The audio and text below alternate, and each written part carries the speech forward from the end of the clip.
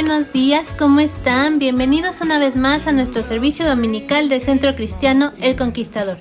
Y espero que hayan pasado una hermosa Navidad en compañía de su familia, disfrutando una rica cena y sobre todo la compañía de nuestra familia, ¿verdad, hermanos? Y bueno, el día de hoy tenemos un mensaje muy bonito, así que vamos a juntar a la familia, tener nuestra Biblia, cuaderno, nuestros lápices, todo listísimo para que podamos recibir lo que Dios tiene para nosotros el día de hoy. Y mientras estamos listos, ¿qué les parece si nos dejamos el ya muy tradicional saludo en nuestro chat en vivo que tenemos domingo a domingo? Recuerden que ahí también pueden dejar sus peticiones de oración y comentarios de la predicación. Y si ya estamos todos listos, ¿qué les parece si iniciamos con este último servicio del año 2021?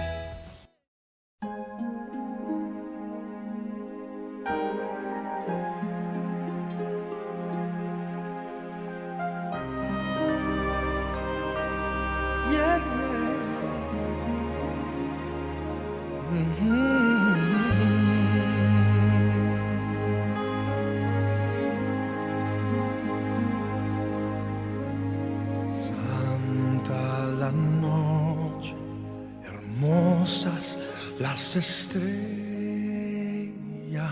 la noche cuando nació el Señor.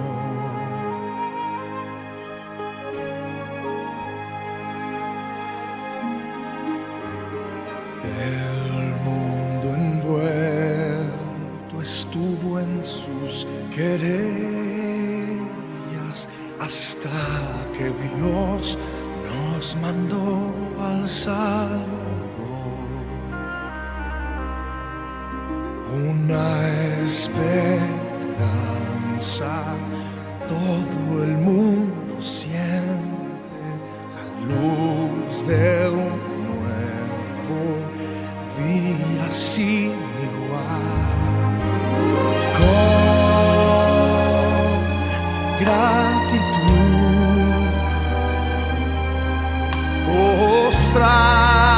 postrados, adorable, oír de lo alto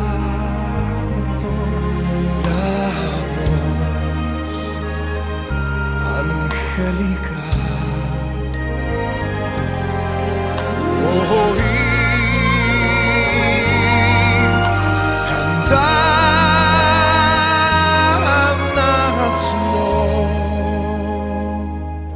El Salvador.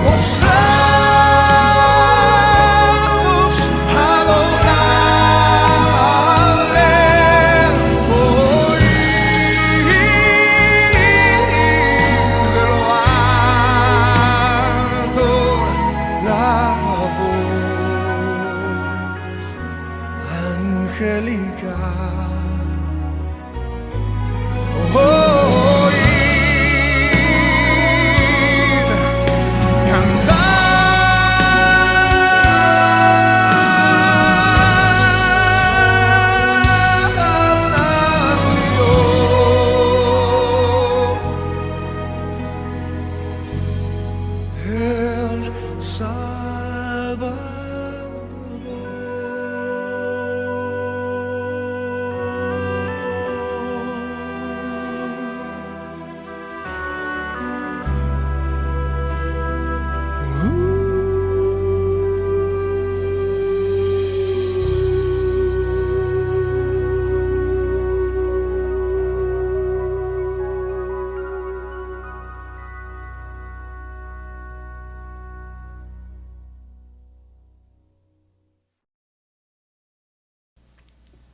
Muy buenos días, queridos amigos, hermanos en Cristo. Es para mí un motivo de alegría estar una vez más con ustedes, llegar a cada uno de sus hogares. Espero de todo corazón que Dios esté bendiciendo sus hogares estos días, en estas fechas, motivos de alegría, de gozo, de fiestas. Llevamos a cabo una celebración, un recordatorio del nacimiento de nuestro Señor Jesucristo, y eso es motivo de alegría.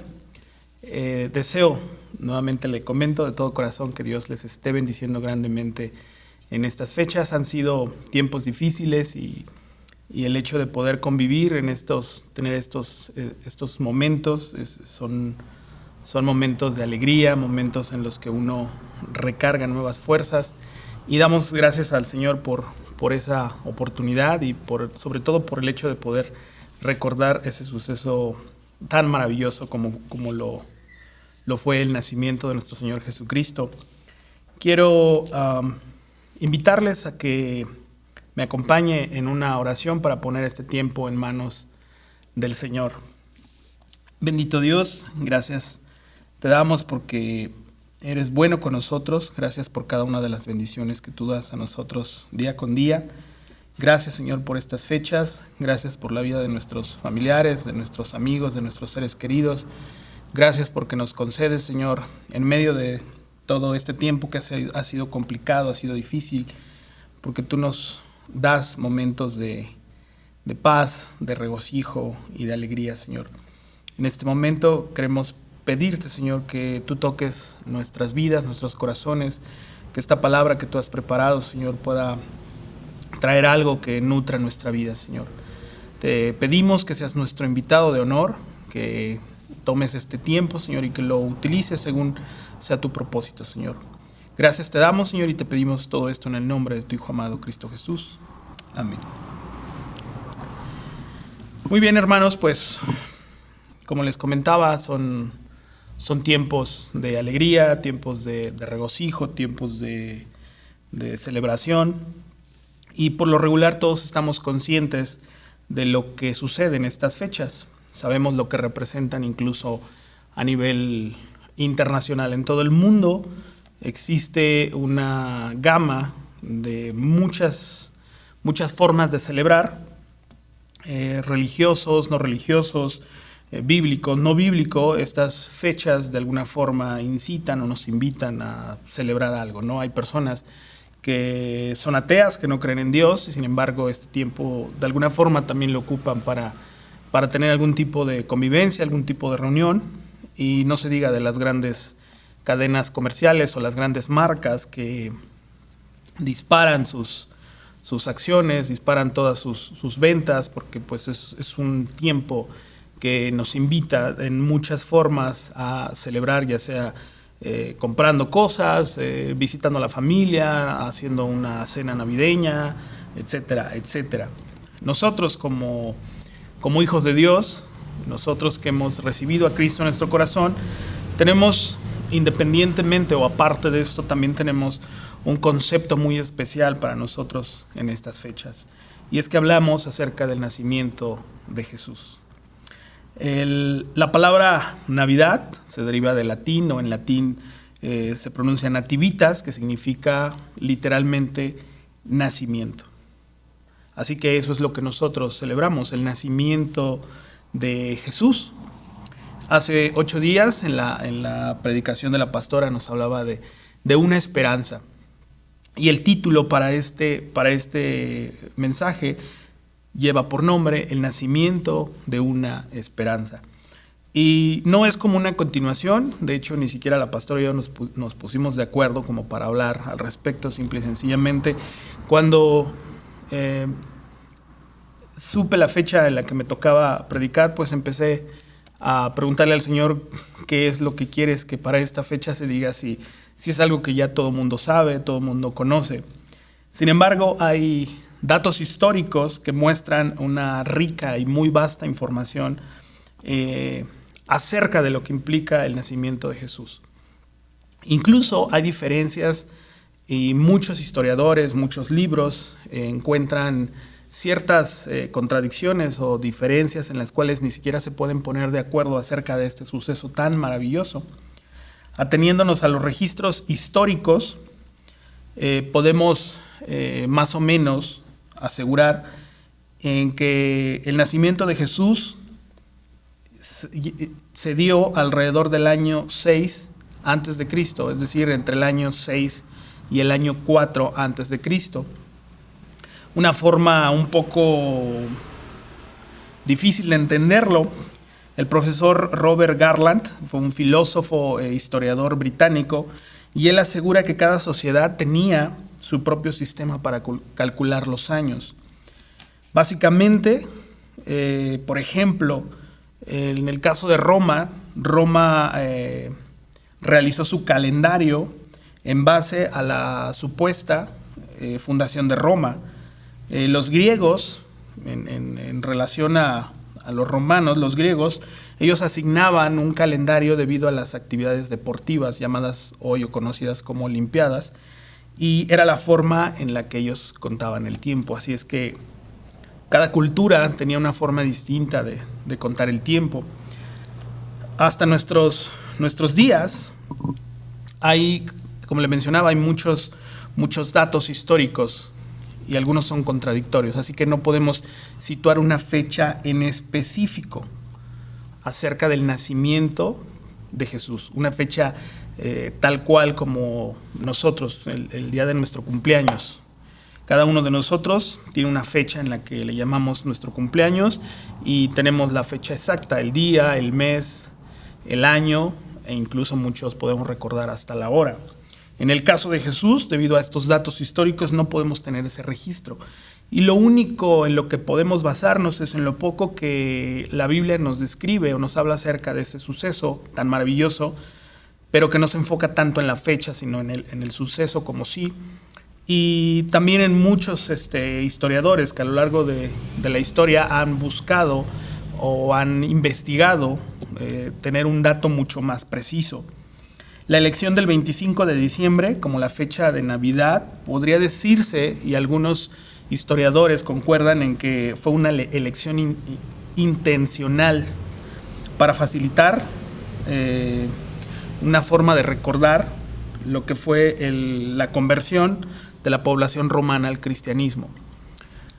Después de la primera generación de los discípulos y las siguientes generaciones, cuya tarea principal fue llevar el evangelio como Jesús se los había asignado, finalmente Roma llegó a un punto en la historia en el que la mayoría de la población de Roma se vuelve al cristianismo, se vuelven cristianos.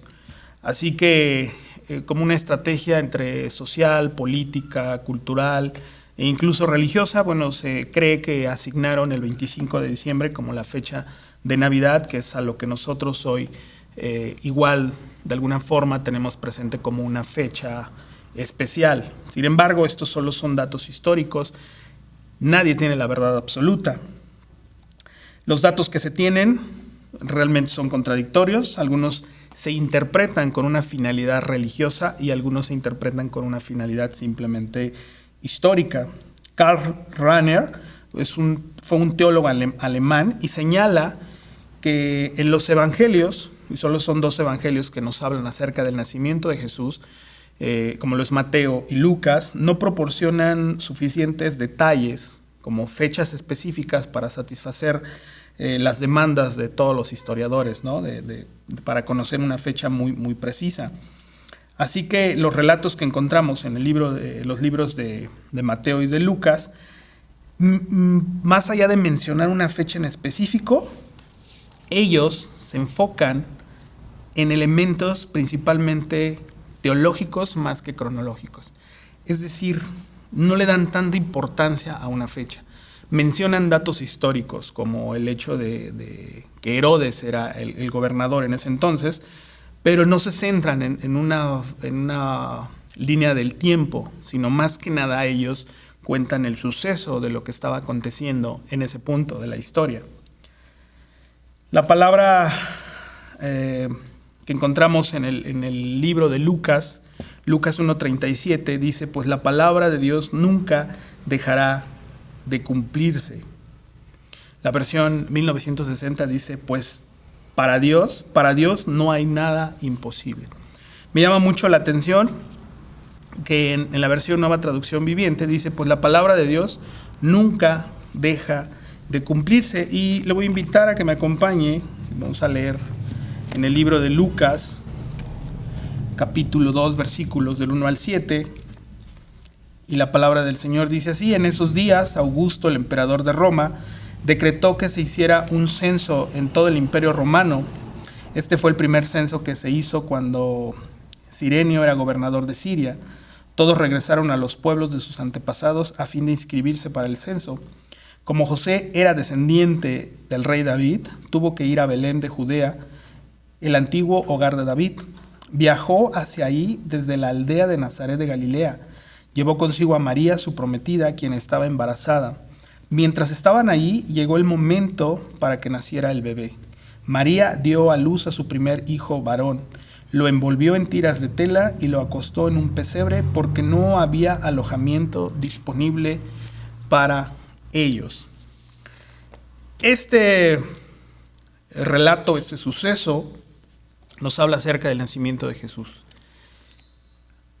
José y María tienen que regresar del lugar natal de José para un censo. Así que, pues cuando estaban ahí, María da luz. Esto ya se había anunciado con anterioridad. En Isaías 7:14 nos dice, muy bien, el Señor mismo les dará una señal. Miren, la Virgen concebirá un niño, dará a luz un hijo y lo llamarán Emmanuel, que significa Dios está con nosotros. Este mismo versículo lo podemos encontrar también en Mateo 1:23. Lo curioso de esto, lo más interesante de esto, es que quien está hablando aquí es Isaías, donde dice, muy bien, el Señor mismo les dará la señal. Miren, la Virgen concebirá un niño, dará a luz un hijo y lo llamarán Emmanuel, que significa Dios está con nosotros. Isaías da esta profecía aproximadamente 750 años atrás, 750 años antes de que sucediera lo que acabamos de leer en Lucas 2, el nacimiento de Jesús. El mismo Isaías en el libro 9, capítulo 6, en el capítulo 9, versículo 6, pues nos ha nacido un niño, un hijo se nos ha dado. El gobierno descansará sobre sus hombros y será llamado Consejero, Maravilloso, Dios Poderoso, Padre Eterno, Príncipe de Paz. Así que esto lo encontramos, 750, esto que dice Isaías, esto que está profetizando Isaías, sucede más de 750 años antes de que realmente suceda. Y eso es algo increíble. De entrada, era imposible que hubiera algún tipo de conexión para que le dieran esta información a Isaías. Así que la única parte donde podía venir esta información era directamente de Dios. Dios le dice a Isaías lo que va a acontecer años más tarde y sucede como él lo dice. Y regresando a lo que dice Lucas 1:37, pues la palabra de Dios nunca dejará de cumplirse. En esta traducción de la versión 1960 dice, para Dios no hay nada imposible. Y les comento, esto es algo maravilloso. La palabra de Dios nunca dejará de cumplirse. A lo largo de la Biblia podemos encontrar a hombres imperfectos que la escribieron, inspirada por el Espíritu Santo, pero finalmente muchos de ellos escribieron bajo la influencia de su cultura, de sus propias ideas, de lo que estaban pasando en ese momento, hablando históricamente, culturalmente. Pero hay datos muy puntuales de cuando el Señor decía algo, lo que el Señor decía se cumplía, tal como Él lo decía. Y aquí lo estamos viendo, 750 años antes, Dios le da una palabra a Isaías y tiempo después se está cumpliendo esa palabra que Dios le está dando a Isaías. En el libro de Mateo 2:1 dice, Jesús nació en Belén de Judea durante el reinado de Herodes. Por ese tiempo, algunos sabios de países del oriente llegaron a Jerusalén y preguntaron: ¿dónde está el rey de los judíos que acaba de nacer? Vimos su estrella mientras salía y hemos venido a adorarlo. Aquí Jesús ya ha nacido. Y nos dice que unos hombres, algunos sabios menciona, de países del oriente llegaron a Jerusalén. Estaban buscando al rey de los judíos que acababa de nacer. Algo curioso de lo que está mencionando aquí es que estos hombres no están hablando de un rey para ellos. Entienden que ha nacido alguien importante. Entienden que a quien quieren ir a ver es alguien importante en la historia. Alguien importante que acaba de nacer. Así que dicen, ha nacido, ¿dónde está el rey de los judíos que acaba de nacer? O sea, ¿dónde está el rey de ellos? ¿Dónde está el rey de los judíos? No está hablando acerca de ellos. Pero es muy importante, es muy interesante esta parte de que ellos están buscando al rey de otras personas. Quiere decir que es importante, quiere decir que entienden el suceso tan maravilloso que está aconteciendo. Nos habla que son algunos sabios, dice, no menciona cuántos. La historia más adelante nos enseña que son 3, incluso menciona sus nombres. Lo que la palabra de Dios nos habla simple y sencillamente nos dice algunos sabios. Ellos eran considerados en ese entonces como astrólogos, y la astrología se encarga del estudio de la posición y los movimientos de los astros y su influencia en las personas y los acontecimientos del mundo. Esta palabra como tal proviene del griego astrología, y que significa el estudio o la ciencia que trata de los astros. Todo lo que vemos en el cielo, las estrellas, los planetas, eso es lo que estudian los astrólogos. El evangelista nos deja en claro que estos hombres sabios vinieron del oriente, por lo que datos históricos señalan que ellos venían de una región entre Babilonia y Persa. Eso significa que estos hombres hicieron un viaje monumental de aproximadamente unos 1,600 kilómetros. Eso fue lo que aproximadamente viajaron. Para darnos una idea, hicieron un viaje comparativo a viajar de aquí, del estado de Morelos, hacia el país de Costa Rica, Panamá, más o menos. Esa es la distancia aproximada. Eso fue el recorrido que estos hombres sabios hicieron. La Biblia tampoco nos habla sobre muchos datos de quiénes eran estos hombres. Solo menciona que venían del oriente, que eran que viajaron tanta distancia y que eran unos hombres sabios. Así que la historia nos dice que eran hombres que venían de una casta sacerdotal de los medos persas. Ellos se ocupaban de los secretos de la naturaleza y la astrología. Incluso se cree y se relaciona, y esto es un dato muy importante, se relaciona a que Daniel pudo haber sido administrador de un grupo de ellos en Babilonia. Recordando lo que sucede en esta parte de la historia con Daniel, si recordamos, Daniel sale junto con muchos otros amigos de él y varios judíos salen de Israel para ser llevados a Babilonia en lo que se le llama el exilio. Daniel decide, hay una parte en el libro de Daniel donde menciona que él decide no contaminarse. Ellos llegaron a una nueva cultura, una forma de trabajar en ese entonces. Los grandes imperios, cuando conquistaban un pueblo, era quitarles su identidad, robarles lo que ellos culturalmente tenían, su lengua, sus raíces, su cultura, sus tradiciones. Todo esto era una forma de trabajar de estos imperios. Cuando son llevados ahí, Daniel es escogido entre los hombres que les van a enseñar la cultura de Babilonia, quienes van a aprender la lengua, van a aprender la cultura, hablando académicamente. Así que en ese proceso Daniel dice la Biblia que él dispuso en su corazón no contaminarse. Es decir, él no iba a dejar en lo que él había creído, en Dios, en el Dios poderoso que él había conocido. Así que En Daniel 2:48 nos dice: entonces el rey puso a Daniel en un puesto importante y le dio muchos regalos valiosos. Nombró a Daniel gobernador de toda la provincia de Babilonia y jefe de todos los sabios del rey. Esto lo encontramos en Daniel 2:48. Nombró a Daniel gobernador de toda la provincia de Babilonia y jefe de todos los sabios del rey. De aquí se cree, los grandes historiadores mencionan que aquí es donde comienza una relación con este linaje o con esta descendencia de estos hombres que llegaron, de estos sabios que fueron a buscar al rey de los judíos. De este linaje, hombres sabios que eran estudiosos, y que aquí Daniel es nombrado por el rey de Babilonia, Nabucodonosor, lo pone al frente como gobernador de esta provincia de Babilonia y lo pone como jefe de estos sabios.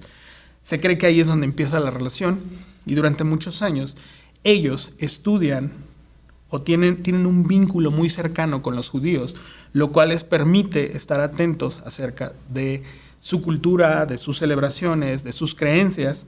Así que ellos conocen o llega a sus oídos la profecía de que van a ser un rey, y pues estuvieron al pendiente durante muchas generaciones esperando a que este suceso se concretara.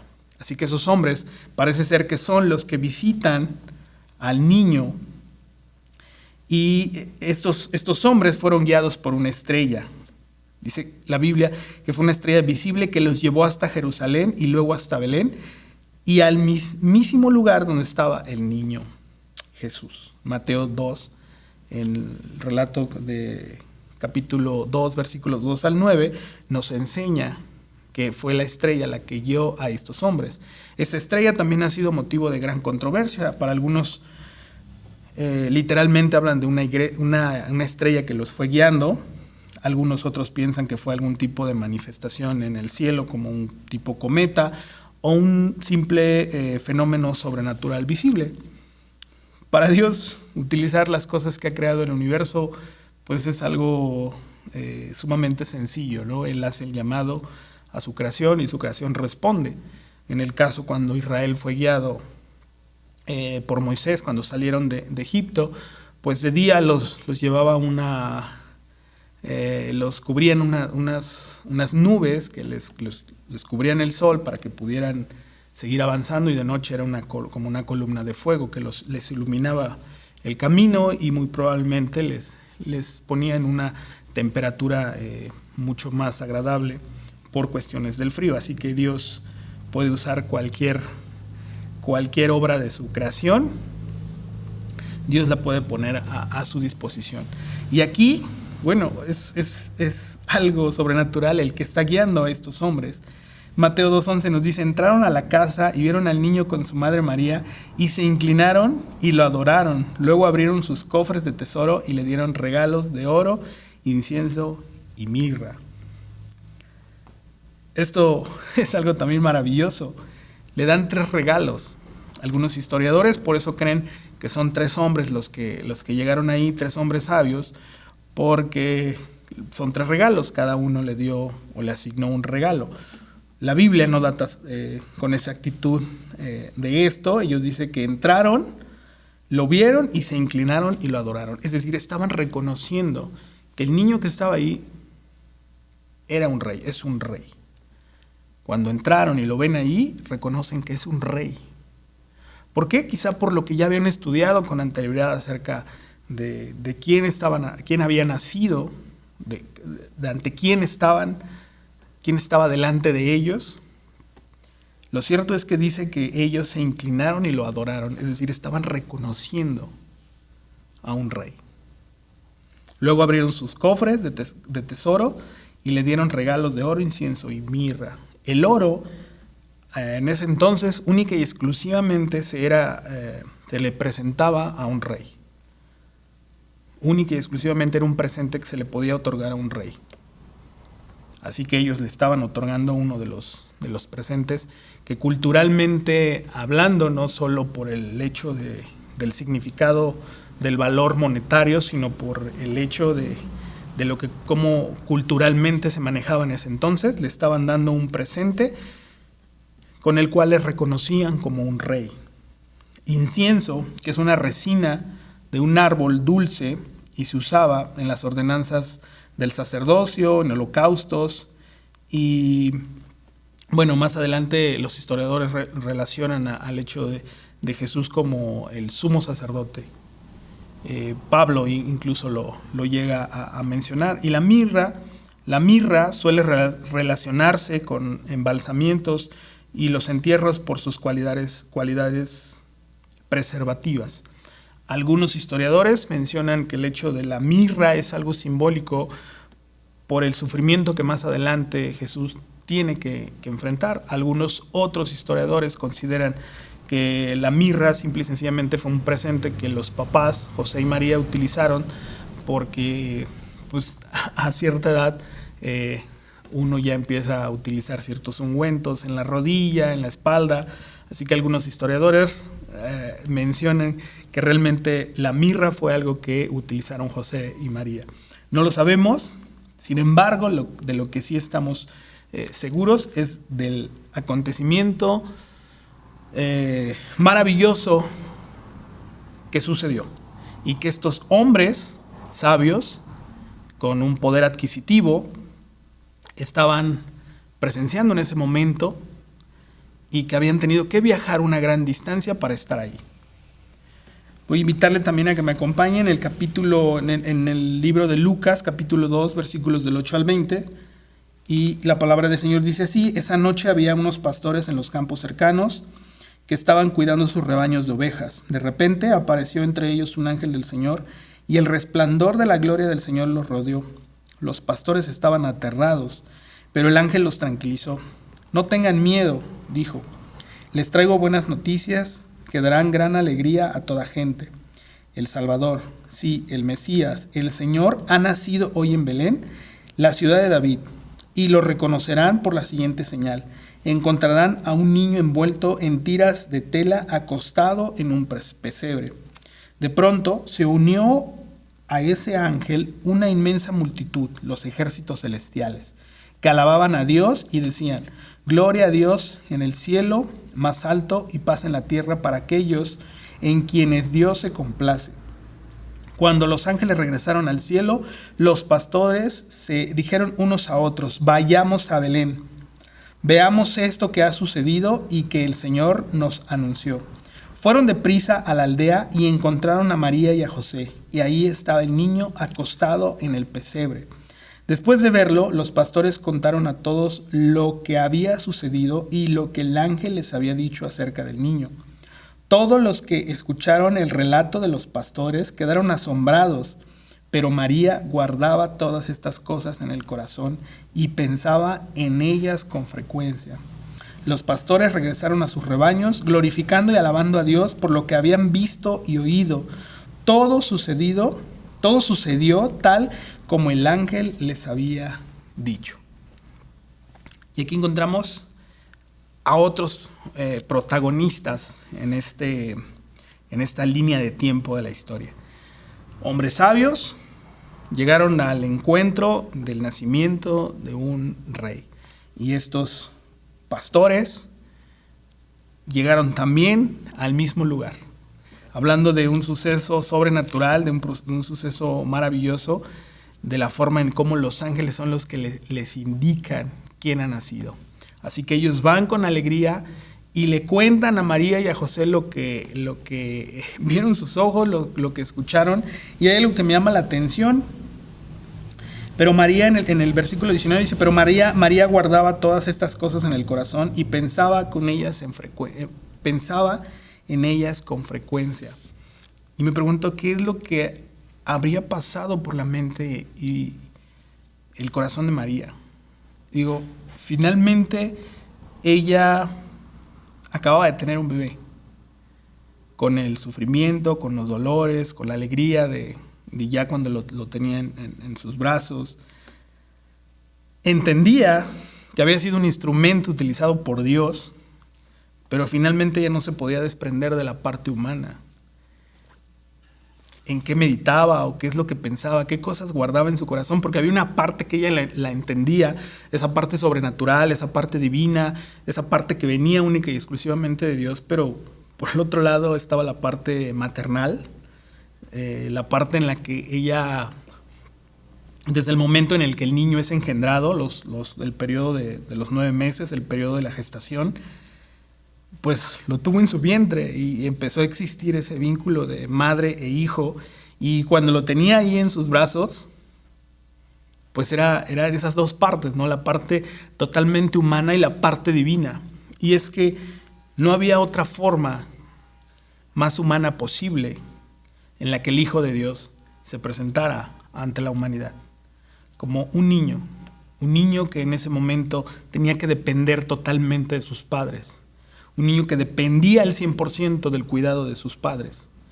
Sus padres lo tenían que cambiar, lo tenían que cuidar, lo tenían que alimentar, lo tenían que educar. Así que no había otra forma más humana en la que el Hijo de Dios llegara a este mundo. Era la única forma en la que Jesús, el Hijo de Dios, podía nacer. Así que encontramos a estos protagonistas y tenemos en la escena a hombres pudientes, a hombres que tenían dinero, porque en primer lugar, para hacer un viaje tan largo, tenían que contar con los medios económicos para poder realizarlo. Era un viaje de mucha distancia, o sea, no era un viaje que se dio por casualidad, no era un viaje en el que hayan salido en algún punto sin dirección y simple y sencillamente dijeron, vamos a seguir la estrella. No, era un viaje planeado por la distancia, era un viaje que requería los medios económicos para hacerlo, y por los presentes que llevaban, simplemente por llevar el oro, eran hombres que tenían una posición, digamos, acomodada.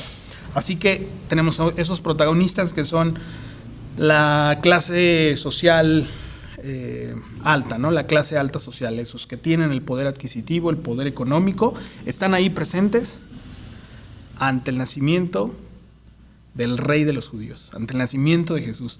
Pero también encontramos a los pastores, la clase humilde, la clase, hablando socialmente, la clase baja en cuestiones económicas, era una actividad en ese entonces que era muy humilde. Eran hombres que, hablando económicamente, no tenían el mismo poder adquisitivo que los hombres sabios que acababan de llegar a ver a Jesús, pero ahí estaban presentes las dos clases sociales, los que tenían mucho y los que no tenían mucho. Ambas clases con el mismo propósito: ver al Rey de los judíos, ver a Jesús. Y también encontramos que el universo está presente, porque el universo de alguna forma fue quien guió a estos hombres. Las estrellas, una estrella, un cometa, lo que Dios haya utilizado para guiarlos, fue parte de su creación, parte de lo que vemos en el cielo. Y a veces a mí la verdad es que me gusta mucho, a veces en las noches salir, voltear y ver lo inmenso de lo que hay allá arriba en el espacio, y ver las estrellas y ver que la luna y toda esta parte a mí me apasiona, y no puedo ni siquiera imaginar cómo fue ese suceso de lo que Dios utilizó para guiar a estos hombres. Algo maravilloso. Entonces encontramos clases sociales, encontramos el universo también participando en este suceso maravilloso, pero también encontramos, la Biblia nos dice que fue un pesebre, fue un lugar en donde había animalitos, así que los animalitos también estaban presentes en el nacimiento de Jesús. También estaban ahí los cuatro protagonistas principales en este suceso de la línea del tiempo en la historia, el nacimiento de Jesús. Y todo esto estaba pasando por una razón. Como les mencionaba al principio, el título de este mensaje lleva por nombre el nacimiento de una esperanza. El nacimiento de una esperanza. Todo esto que estaba pasando era parte del propósito de Dios para la humanidad. ¿Qué sería de nosotros, hermanos, sin la esperanza? ¿Qué sería de nosotros sin la esperanza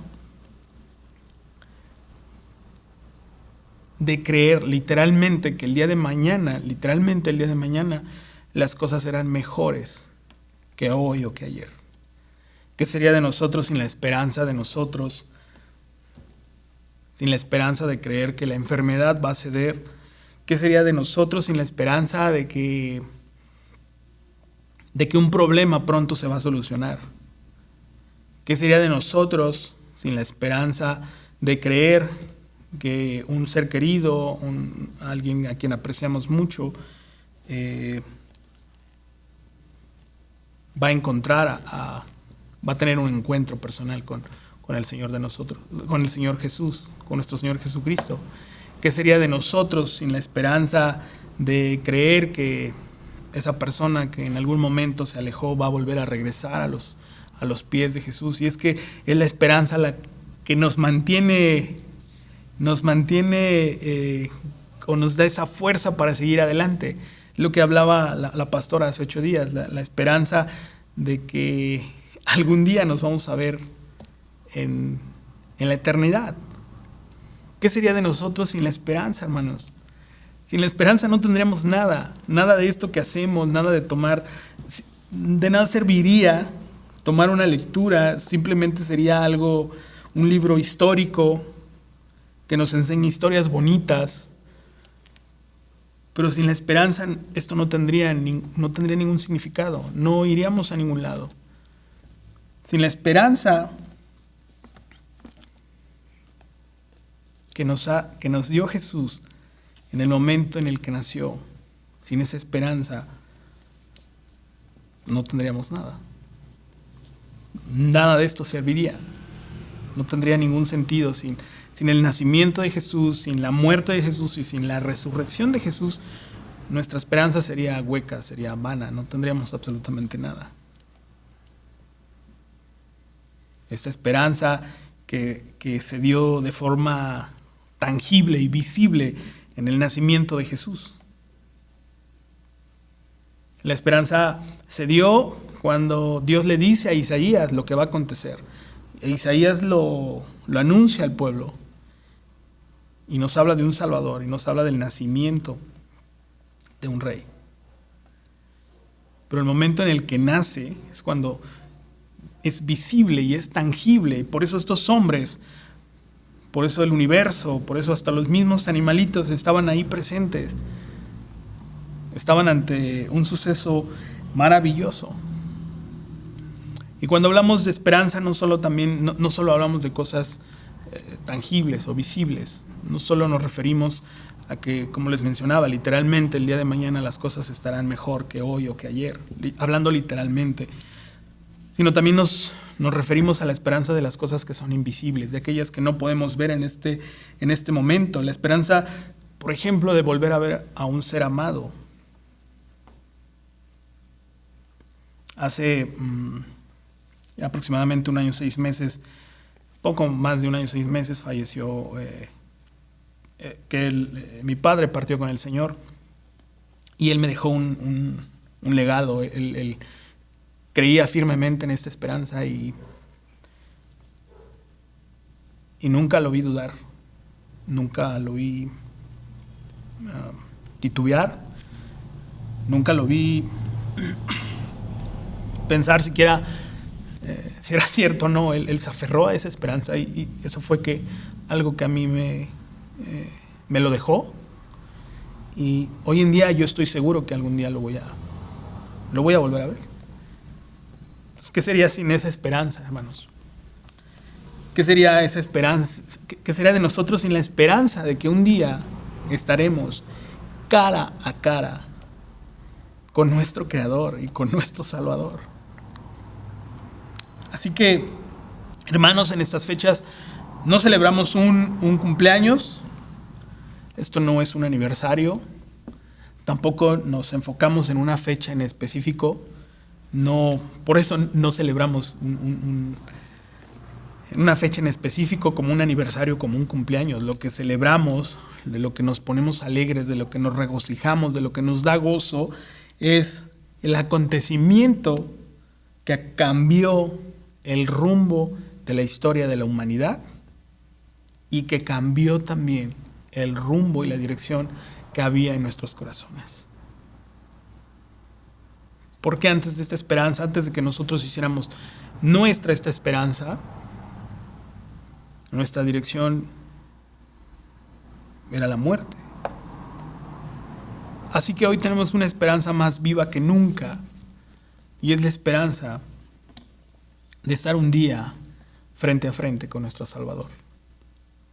Así que, hermano, yo le invito a que en estas fiestas, y no solo en estas fiestas, como mencionaba la pastora la semana pasada, esto es algo que debe estar presente con nosotros los 365 días del año. Esa esperanza debe estar viva día con día, porque esa esperanza es la que nos impulsa, la que nos motiva a seguir adelante, la que nos motiva a seguir luchando día con día, la que nos da fuerza, porque creemos firmemente en que más adelante hay algo mucho mejor para nosotros. Quizá no se dé algo mucho mejor en esta tierra, quizá esa enfermedad no ceda, quizá ese familiar termine partiendo con el Señor, quizá ciertas cosas no se den como nosotros queremos, pero lo que sí es seguro es que un día estaremos frente a frente con nuestro Creador y con nuestro Salvador. Y esa es la esperanza que atesoramos día con día y que debemos atesorar día con día en nuestras vidas. Vamos a orar. Bendito Dios, gracias te damos, Señor, por la oportunidad que nos das de conocer un poco sobre este suceso tan maravilloso que cambió el rumbo de la historia, Señor, de la humanidad. Gracias por enviar a tu Hijo Jesús a morir por cada uno de nosotros, pero sobre todo gracias por darnos una esperanza, Señor, de que un día estaremos cara a cara frente a ti. Algunas veces podemos flaquear, algunas veces podemos sentirnos sin fuerzas, pero tú nos has dado esa esperanza y es real, es viva, es verdadera. Ayúdanos a atesorarla día con día, Señor, y que es el único motivo para seguir adelante, Señor, en todos los proyectos de nuestra vida. Que el nacimiento de tu Hijo no sea una simple celebración, Señor, que tenga que esperar un año como un aniversario, Señor, sino que sea algo que atesoremos día con día, Señor, y que lo tengamos presente, Señor, cada que nos levantamos, cada mañana. Ayúdanos a vivir esa esperanza, Señor, plena y con esa convicción real, Señor, en nuestros corazones. Gracias por haber enviado a tu Hijo, gracias por tu amor y por tu misericordia. Y te pedimos que nos ayudes a seguir adelante. Quizá algunos de mis hermanos están pasando por un momento difícil, que esta esperanza, Señor, pueda traer nuevas fuerzas a sus vidas. Y que como iglesia, Señor, tú sigas guiando nuestros pasos y sigas mostrándonos la dirección que tenemos que seguir. Gracias te damos, Señor, en el nombre de tu Hijo amado, Cristo Jesús. Amén. Que el Señor les bendiga.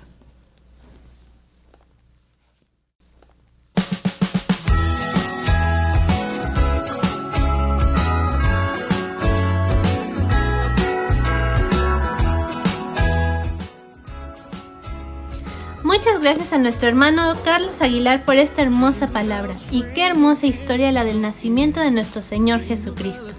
Es algo que podemos atesorar y recordar cada día del año, no solamente en estas fechas. También recordar sus promesas y que Él es fiel para cumplir su propósito y cada promesa que Él ha hablado a nuestro corazón. Sigamos haciendo su voluntad y caminando en su camino cada día de nuestra vida. Y bueno, hermanos, por el día de hoy es todo. Les queremos dejar un gran abrazo. Esperemos que este año que viene sea bendecido para cada uno de nosotros. Que el Señor pueda resplandecer su rostro en nosotros y que podamos hacer su voluntad cada día de nuestra vida. Y bueno, les mandamos un gran abrazo. Esperemos que pasen un muy feliz año nuevo y nos vemos hasta el siguiente año, el domingo en punto de las 11.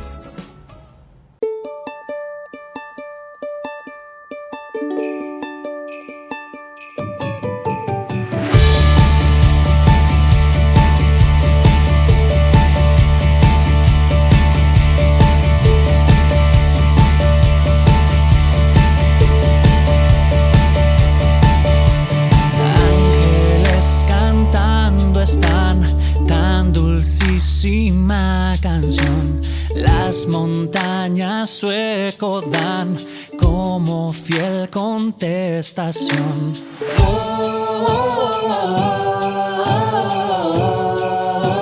Gloria a Dios en lo alto.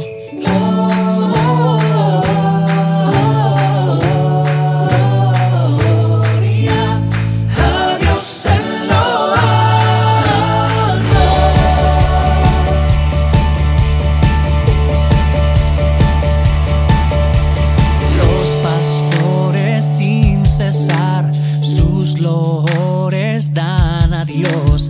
Cuán glorioso es el cantar de su melodiosa voz.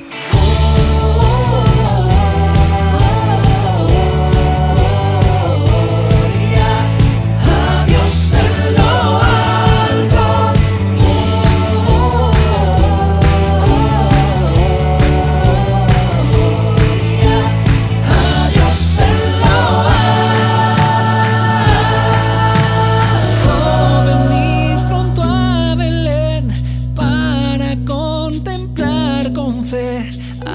Jesús, autor de bien, al recién nacido